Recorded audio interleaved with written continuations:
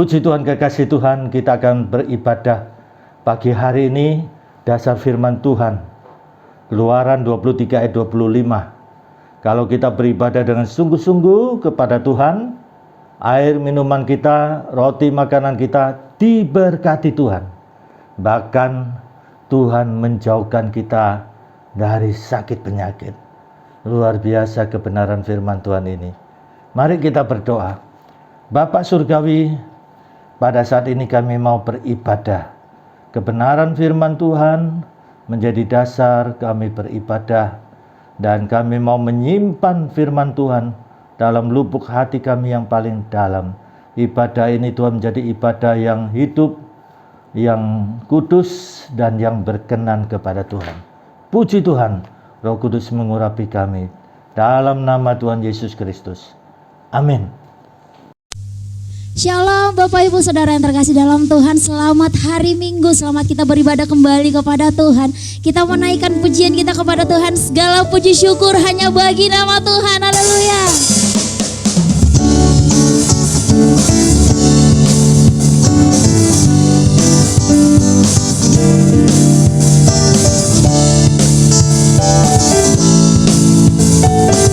Mari sama-sama katakan. Segala puji syukur hanya bagimu Tuhan, sebab Kau yang layak dipuja. Kami mau bersorak tinggikan namamu. Haleluya. Segala puji syukur hanya bagi nama Tuhan. Segala puji syukur hanya bagimu Tuhan, sebab Kau yang layak dipuja. Kami mau bersorak tinggikan namamu.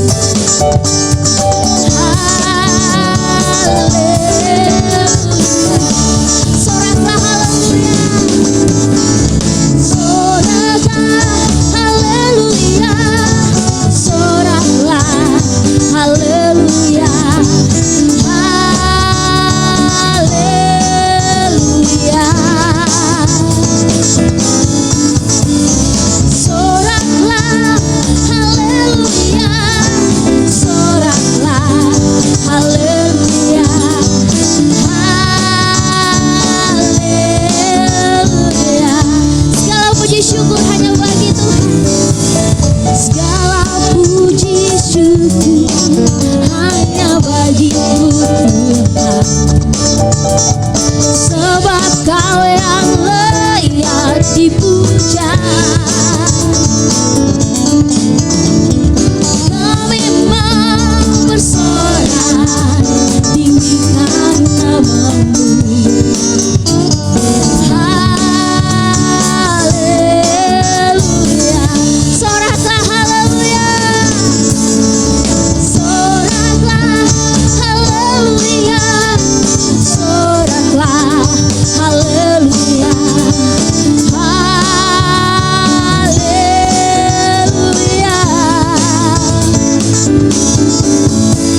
Soraklah haleluya, soraklah haleluya, haleluya. Soraklah haleluya, soraklah haleluya, soraklah haleluya, haleluya. Katakan soraklah haleluya, soraklah haleluya, soraklah haleluya, haleluya. Mari jemaat Tuhan. Soraklah haleluya, soraklah haleluya, haleluya, haleluya.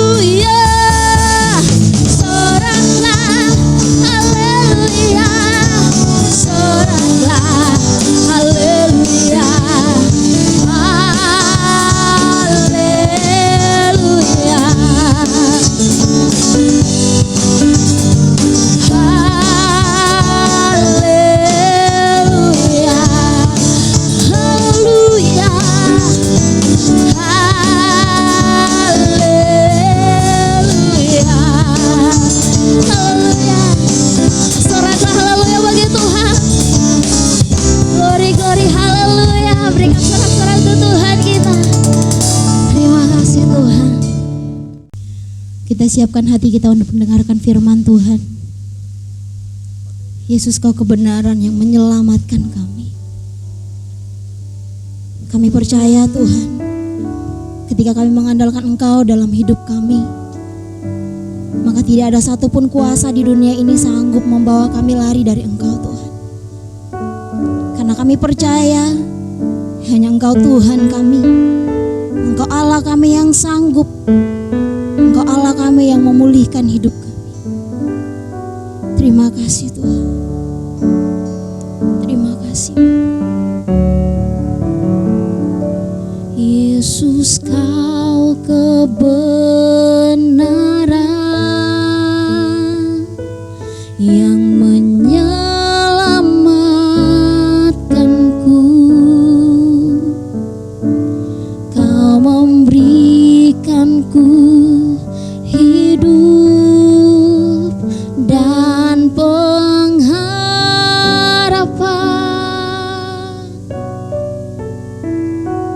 Ku ikut kehendak-Mu, ku perlu anugerah-Mu. Ku nyatakan janjiku kepadamu.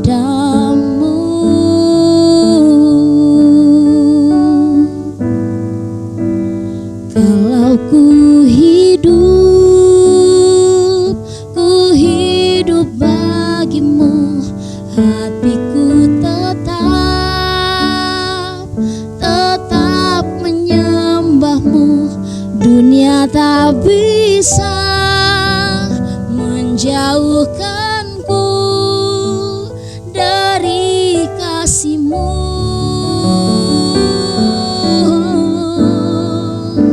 Selama ku hidup bagimu, mataku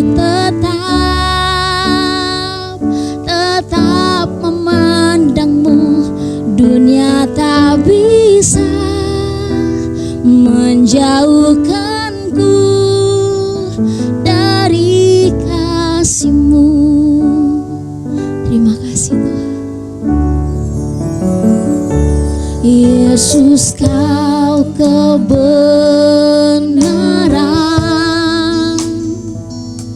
yang menyelamatkanku. Kau memberikanku hidup dan pengharapan.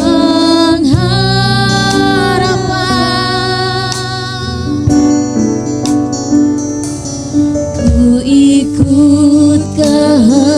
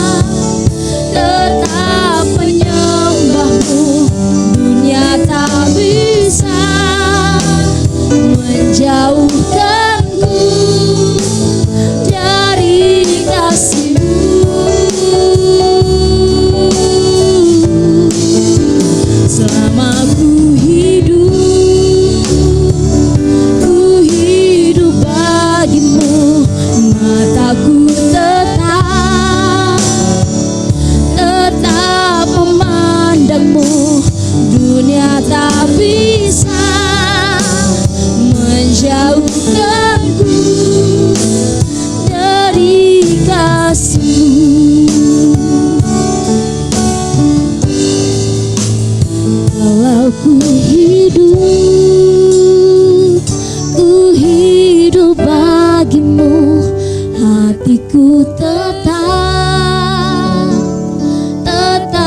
menyembahmu. Dunia tak bisa menjauhkanku dari kasih-Mu.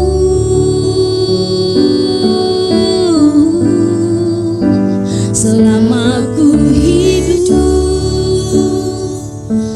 hidup bagimu, mataku tetap memandangmu. Dunia tak bisa menjauhkanku dari kasih-Mu. Katakan, dunia tak bisa jauhkan kami. Dunia tak bisa menjauhkanku dari kasih-Mu. Dunia tak bisa, Tuhan. Dunia tak bisa menjauhkanku dari kasih-Mu.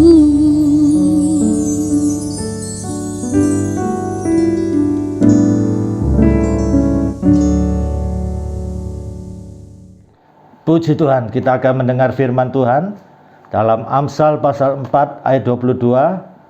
Simpan firman hikmat itu ke dalam hatimu, maka itu menjadi kehidupan bagi kita yang memperhatikan apa yang menjadi pesan Tuhan bagi kita pribadi, dan bahkan menjadi kesembuhan. Justru dikatakan kesembuhan bagi tubuh jasmani kita. Puji Tuhan. Mari kita berdoa. Bapa surgawi, firman Tuhan pada saat ini akan ditaburkan. Langit dan bumi akan lenyap, tetapi firman Tuhan kekal adanya. Kami mau menyimpan firman Tuhan dalam lubuk hati kami, sebagaimana Yesus sudah mengajarkan. Kami tetap di dalam Yesus dan firman-Nya di dalam kami, maka kami akan melihat kemuliaan Tuhan dinyatakan. Kami sambut firman Tuhan dalam nama Tuhan Yesus Kristus. Amin. Puji Tuhan, kekasih Tuhan, kita akan merenungkan satu kebenaran firman Tuhan. Namaku disebut di doa ibuku. Kita membaca di dalam Injil Yohanes pasal 2. Kita membaca mulai ayat 1 sampai dengan ayat 11. Demikian firman Tuhan. Pada hari ketiga ada perkawinan di Kana yang di Galilea, dan ibu Yesus ada di situ. Ibu Yesus ada di situ. Yesus dan murid-muridnya diundang juga ke perkawinan itu. Yesus diundang. Ketika mereka kekurangan anggur, ibu Yesus berkata kepada Yesus, mereka kehabisan anggur. Kata Yesus kepadanya, mau apakah engkau daripadaku, ibu? Saatku belum tiba. Saya ulangi perkataan Yesus ini, kekasih Tuhan. Ketika Yesus mengatakan mereka kehabisan anggur, kata Yesus kepadanya, mau apakah engkau daripadaku, ibu? Saatku belum tiba. Tetapi ibu Yesus berkata kepada pelayan-pelayan, apa yang dikatakan kepadamu, buatlah itu. Di situ ada 6 tempayang yang disediakan untuk pembasuhan menurut adat orang Yahudi. Masing-masing isinya 2-3 buyung. Yesus berkata kepada pelayan-pelayan itu, isilah tempayang-tempayang itu penuh dengan air. Dan mereka pun mengisinya sampai penuh. Lalu kata Yesus kepada mereka, sekarang cetoklah dan bawalah kepada pemimpin pesta. Lalu mereka pun membawanya. Setelah pemimpin pesta itu mengecap air yang telah menjadi anggur itu, dan ia tidak tahu dari mana datangnya, tetapi pelayan-pelayan yang mencedok air itu mengetahuinya. Ia memanggil mempelai laki-laki dan berkata kepadanya, setiap orang menghidangkan anggur yang baik dahulu, dan sesudah orang puas minum barulah yang kurang baik. Akan tetapi engkau menyimpan anggur yang baik sampai sekarang. Hal itu dibuat Yesus di Kana yang di Galilea sebagai yang pertama dari tanda-tandanya. Sebagai yang pertama dari tanda-tandanya. Dan dengan itu ia telah menyatakan, Yesus telah menyatakan kemuliaannya, dan murid-muridnya percaya kepadanya. Kasih Tuhan, pernikahan di kota Kana tentunya dinamakan pernikahan, apalagi dalam iman Kristen, satu kali seumur hidup. Tentunya dipersiapkan semaksimal, the best, kalau perlu sampai excellent. Tetapi kita lihat dalam pesta pernikahan di kota Kana ini, kehabisan air anggur. Nah ini pasti ya membawa dampak, mempelai dan keluarganya akan menjadi malu karena tamu-tamu terus berdatangan. Tetapi puji Tuhan, itu tidak sampai terjadi karena mengundang Yesus. Nah ini, ada Yesus, ada pertolongan. Ada Yesus, ada jalan keluar. Ada Yesus, ada mujizat.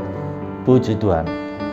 Kasih Tuhan, di dalam pernikahan di kota Kana ini, mujizat yang terjadi, air menjadi anggur.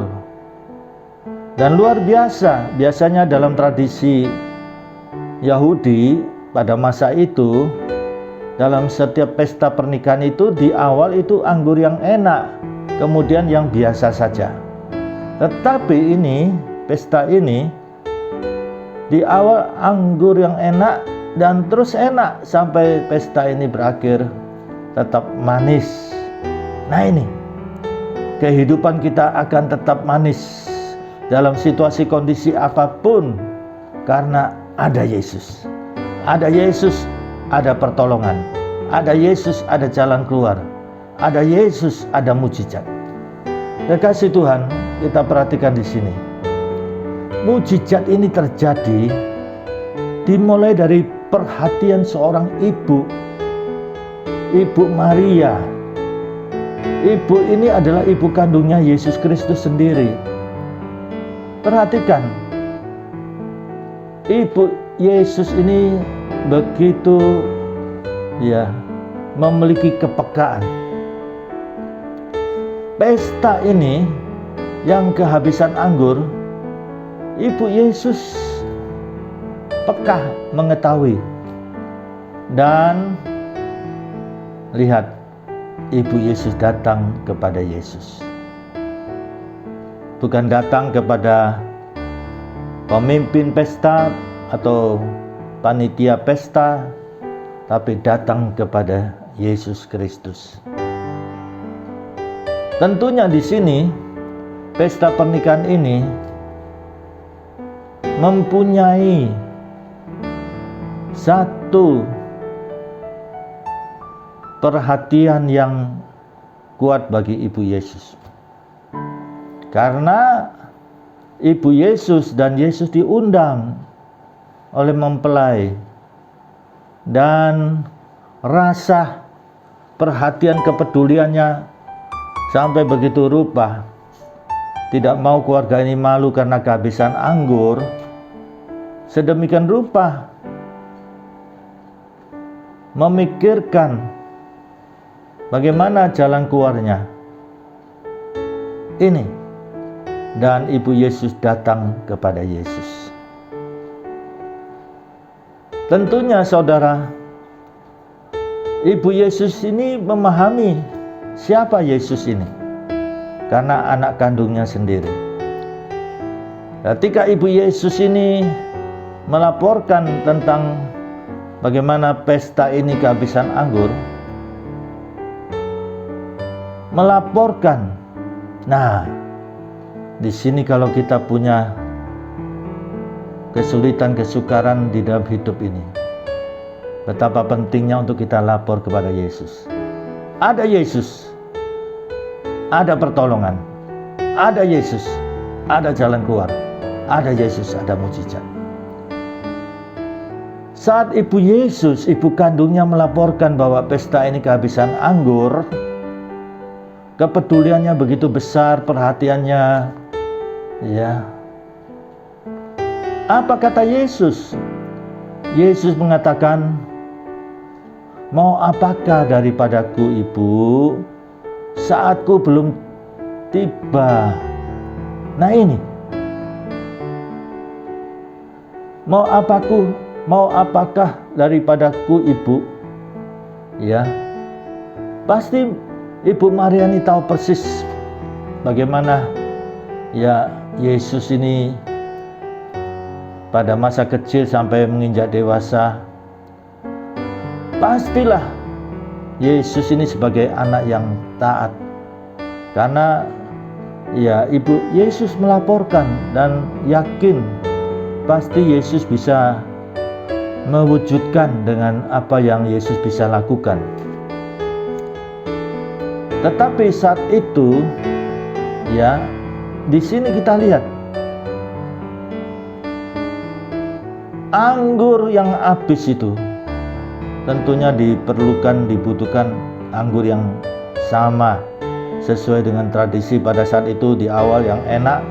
Demikian juga ya anggur yang habis itu diharapkan juga ya ada anggur yang sama yang enak juga, yang tetap manis. Nah, saat itu Yesus mengatakan bahwa saatku belum tiba. Nah, ini kalau kita memperhatikan komentari, ada begitu banyak pandangan pendapat tentang kalimat ini. Tetapi saya mempunyai pandangan yang sederhana sekali. Yesus menyatakan bahwa tugas utusan Bapa Surgawi bagi Yesus itu belum saatnya, yaitu tugas utusan pengorbanannya, karyanya yang agung di kayu salib. Nah, di sini lihat sedemikian rupa Ibu Yesus yang sederhana ini mengatakan kepada Yesus bahwa pesta itu kehabisan air anggur. Dan kita perhatikan Yesus meresponi dengan adanya mujizat. Air yang ada pada saat itu diubah menjadi anggur. Dan kita perhatikan pesta itu bisa menikmati anggur manis itu sampai pesta itu berakhir. Di sini kita lihat kekasih Tuhan. Yesus Kristus bisa meresponi permintaan ibunya, yang seorang ibu yang sederhana yang memiliki kepedulian di dalam pesta pernikahan kepada keluarga mempelai ini. Kekasih Tuhan, disinilah kita melihat satu hikmah, satu pelajaran yang indah kebenaran Tuhan, yaitu ibu yang sederhana ini, di mana meminta kepada Yesus Kristus supaya mendapat jalan keluar, dan tidak mudah karena anggur yang enak itu sudah habis. Puji Tuhan, kita lihat Yesus memperhatikan permintaan ibunya ini. Nah, di sini sebenarnya belum saatnya Yesus menyatakan diri sebagai anak Allah. Anak Allah ini maksudnya dalam pengertian dia dari surga yang datang ke dunia menjadi manusia yang sejati.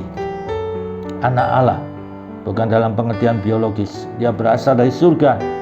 Dia datang melalui rahim seorang ibu Maria. Dia harus melalui rahim seorang ibu supaya jelas asal usulnya. Kalau Yesus Kristus datang simsalabim, pasti timbul banyak masalah, timbul banyak persoalan. Dari mana asalnya? Bahkan dari planet mana? Yesus lahir dari rahim seorang perempuan yang saleh, yang sederhana, Maria.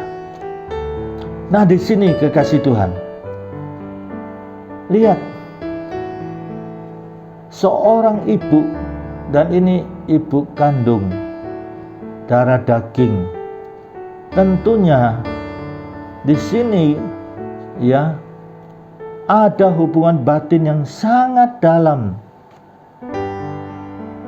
Hubungan batin yang begitu rupa, sentuhan-sentuhan yang sangat-sangat mendalam. Di sini menunjukkan bagaimana hubungan seorang ibu dengan anak kandungnya. Pastilah doa seorang ibu ini, pasti kalau dia mendoakan putra-putrinya, itu pasti mengalir dari sanubari yang paling dalam, karena darah dagingnya sendiri. Lihat, mujizat terjadi. Ini menjadi peristiwa yang penting sampai tertulis mujizat yang pertama di dalam pelayanan Yesus. Mujizat yang pertama di mana peran ibu kandung Yesus Kristus. Ini peran ibu kandung Yesus Kristus. Ya, doa permintaan seorang ibu kepada putranya, di sini darah dagingnya. Lihat, ada sentuhan-sentuhan yang sangat mendasar, sanubari yang paling dalam, dan kita lihat mujizat terjadi. Demikian juga ketika Yesus dalam karya agungnya, pengorbanannya di kayu salib, demikian juga ada peran ibu kandungnya. Kita perhatikan di dalam Yohanes, Injil Yohanes pasal 19. Kita membaca bagaimana hubungan seorang ibu kandung dengan putranya. Nah, kita membaca di dalam ayat 29. Di situ kita bisa melihat bagaimana hubungan anak dengan orang tuanya. Mari kita membaca Yohanes pasal 19 ayat 25 sampai dengan 27. Dan dekat salib Yesus berdiri ibunya dan saudara ibunya Maria, istri Klopas, dan Maria Magdalena. Ketika Yesus melihat ibunya,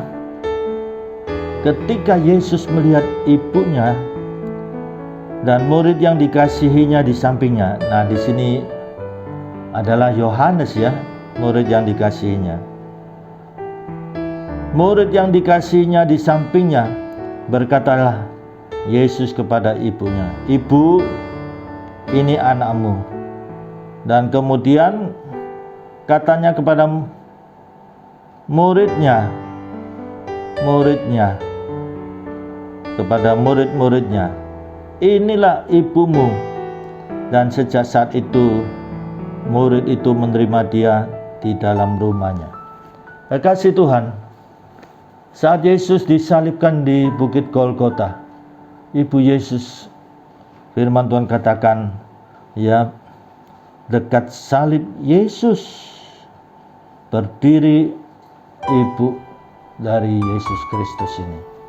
Nah, kekasih Tuhan, kita lihat saat Yesus menghadapi penderitaan salib yang begitu rupa. Lalu kita melihat di dalam 1 Petrus pasal 2 ayat 21 sampai 24, penderitaan yang amat sangat baik jasmani maupun batinia. Saat itu Yesus dicambuk dengan cambuk Romawi. Cambuk Romawi mempunyai 3 cabang. Setiap cabang ada 3 cabang, ujungnya ada pengait. Diperkirakan hukum Romawi pada waktu itu 40 kali cambukan. Sekali cambuk 9 luka, 9 bilur, 40 kali cambukan. Saudara perhatikan, ada 360 luka di tubuh Yesus, dicapik-capik. Sedemikian rupa, belum lagi mahkota yang dibentuk dari duri yang amat tajam itu ditancapkan di kepalanya. Tangan kakinya dipaku. Penderitaan yang begitu luar biasa. Kekasih Tuhan, lihat, sampai begitu rupa, sampai Yesus mati. Ketika Yesus mati, masih dianiaya, lambungnya ditombak, keluar darah dan air. Selain penderitaan jasmani, penderitaan batin juga. Lihat, Yesus orang benar itu diludahi, ya, ditinju, dipukul, penghinaan yang begitu luar biasa. Dan di dalam 1 Petrus pasal 2 dikatakan ketika Yesus menderita yang amat sangat jasmania dan batinia, dia tidak berbuat dosa, dia tidak menipu, dia tidak mengancam, dia tidak mencaci maki sampai mati. Kekasih Tuhan, kalau kita lihat diri kita, seringkali belum sampai mati saja sudah mengomel bersungut-sungut. Dan saat yang demikian, Yesus ingat ibu kandungnya. Dan lihat, Yesus memperhatikan bagaimana relasi keluarganya. Sedemikian rupa, dia ingat dan bertanggung jawab. Ingat ibu yang telah melahirkannya, ibu kandungnya, darah dagingnya sendiri. Dan lihat bagaimana Yesus mengatakan kepada ibunya dengan menunjuk kepada Yohanes, ya, ibu, ini anakmu. Dan kepada Yohanes muridnya, Yesus berkata dengan menunjukkan kepada ibunya Maria, ya, menunjukkan kepada Yohanes, inilah ibumu. Lihat kekasih Tuhan, saat-saat penderitaan yang amat sangat, di saat kritis menghadapi kematian, Yesus bisa mengingat ibunya. Luar biasa. Bagaimana dengan kekasih Tuhan? Apakah saudara mengingat ibu saudara yang melahirkan saudara?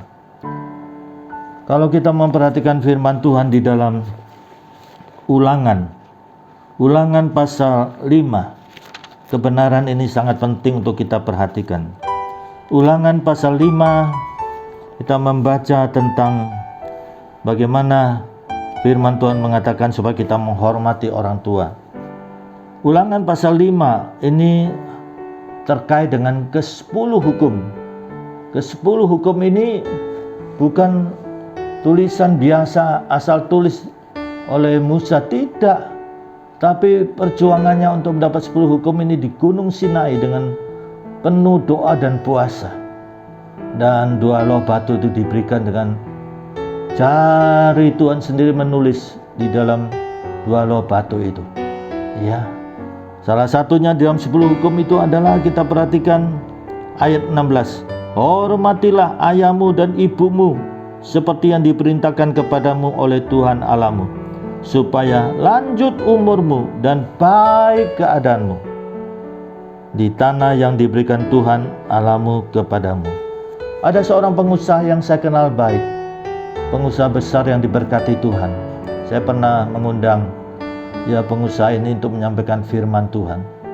Kekasih Tuhan, pengusaha ini ketika menginjak dewasa dan diberitahu bahwa dia adalah anak angkat, bukan anak kandung. Tetapi luar biasa, sekalipun ketika dia sudah menginjak dewasa dan dia mengetahui bahwa dia anak angkat, dia tidak sakit hati kepada orang tuanya. Justru semakin sayang ketika orang tuanya sakit. Pengusaha ini sedemikian rupa memperhatikan. Sebagai pengusaha yang sibuk, dia sempatkan untuk merawat orang tuanya.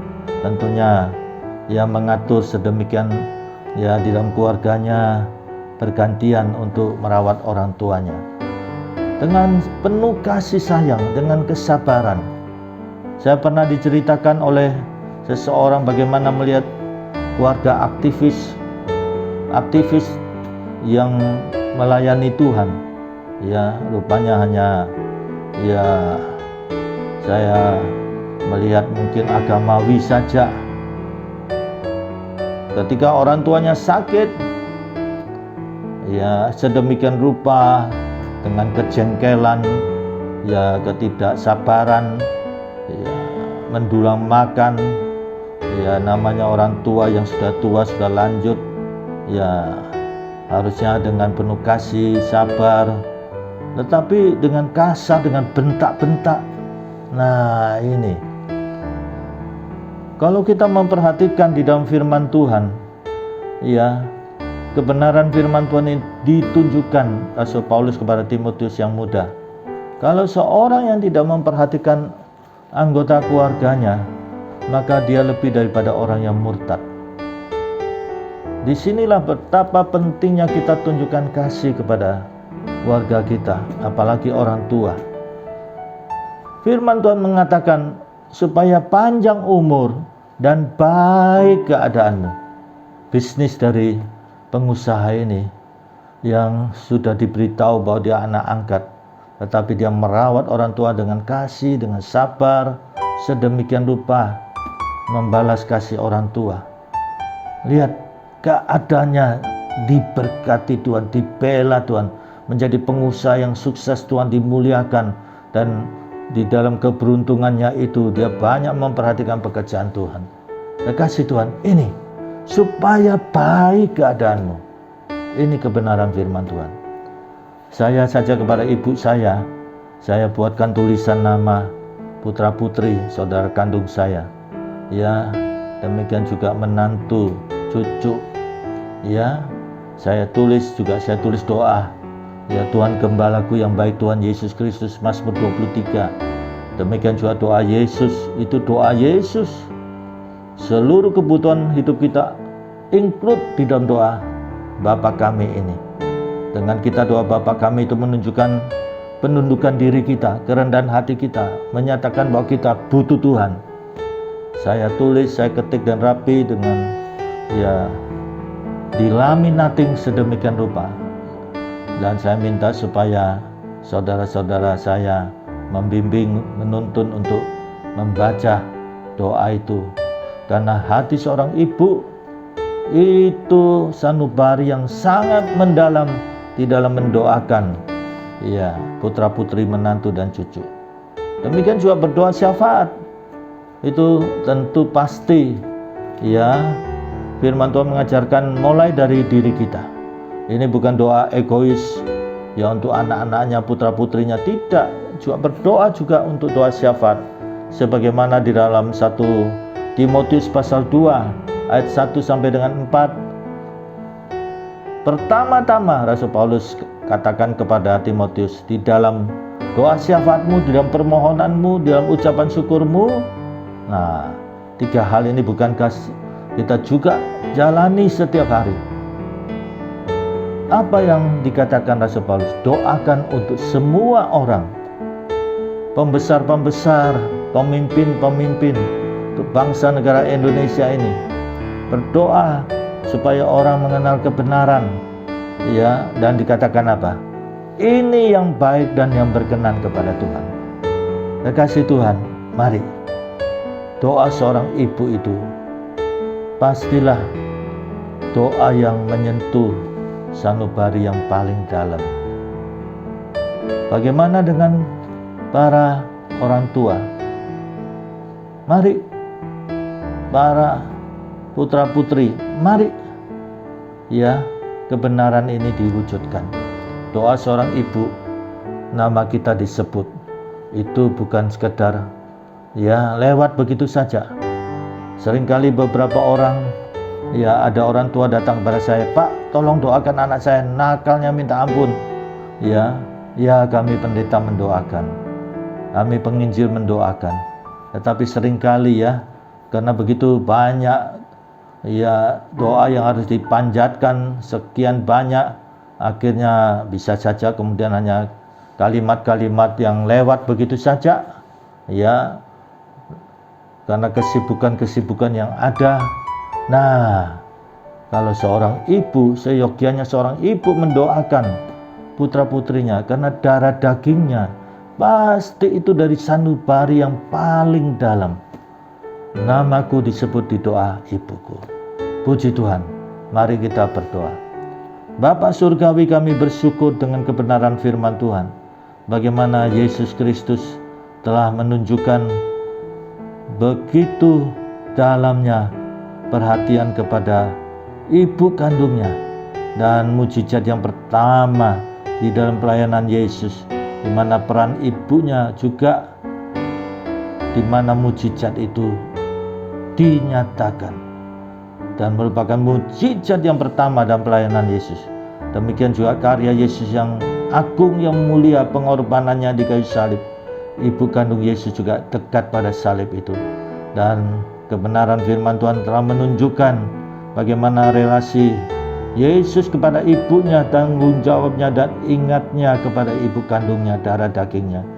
Mari Tuhan, kebenaran ini kiranya Tuhan kami sebagai umat Tuhan, kebenaran ini juga menyentuh batin kami, supaya para orang tua, putra putri juga nama setiap pribadi disebut, dan nama setiap pribadi itu akan Tuhan nyatakan. Tuhan dengar setiap doa yang dari sanubari yang paling dalam. Mari Tuhan, setiap pribadi pada saat ini, dalam nama Tuhan Yesus Tuhan jamah, dalam nama Tuhan Yesus Tuhan jamah, dalam nama Tuhan Yesus Tuhan jamah. Apapun yang menjadi masalah setiap pribadi, Tuhan Yesus yang tidak berubah baik kemarin, hari ini dan sampai selama-lamanya, kami percaya Yesus hidup. Orang yang berharap kepada Tuhan tidak akan dikecewakan, tidak akan dipermalukan. Puji Tuhan, puji Tuhan. Berkati bangsa negara kami Indonesia, berkati Tuhan NKRI, berkati Tuhan vaksin yang sudah diterapkan. Tuhan berkati bangsa negara kami Indonesia ini. Puji Tuhan. Kasih karunia Bapa surgawi, kasih Tuhan Yesus, dan persekutuan Roh Kudus menyertai saudara mulai sekarang ini sampai Maranatha Tuhan Yesus datang kembali. Puji Tuhan, di dalam nama Tuhan Yesus Kristus. Amin. Puji Tuhan, Tuhan memberkati.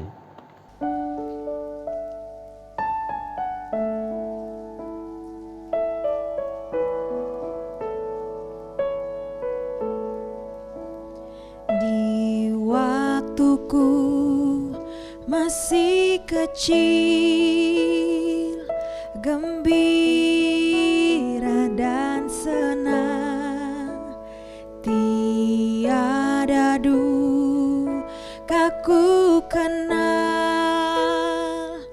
tak kunjung mengerang di sore hari nan sepi.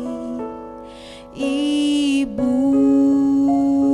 bertelut sujud berdoa, ku dengar namaku disebut di doa ibuku, namaku disebut di doa ibuku, dengar ada namaku disebut.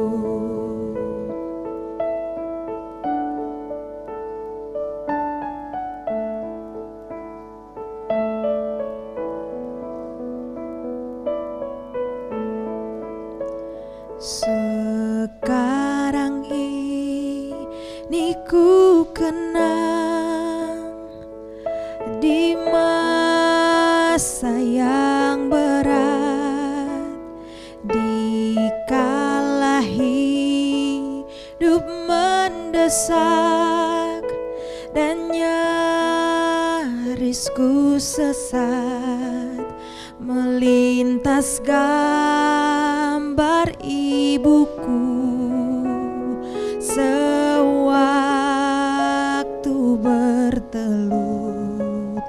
Kembali sayupku dengar